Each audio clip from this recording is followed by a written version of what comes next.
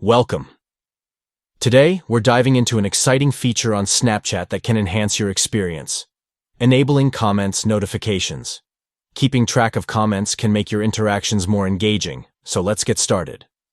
First, grab your Android device and open the Snapchat app.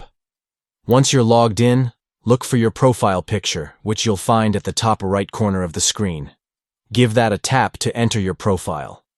Now that you're in your profile, it's time to head to the settings. Look again to the top right corner, where you'll spot a gear icon.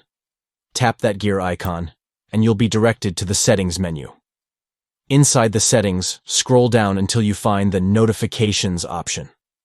This is where you can customize what alerts you receive from Snapchat. Tap on Notifications to see your options. Finally, look for the Comments setting. Once you find it, simply mark it, and just like that, you're set.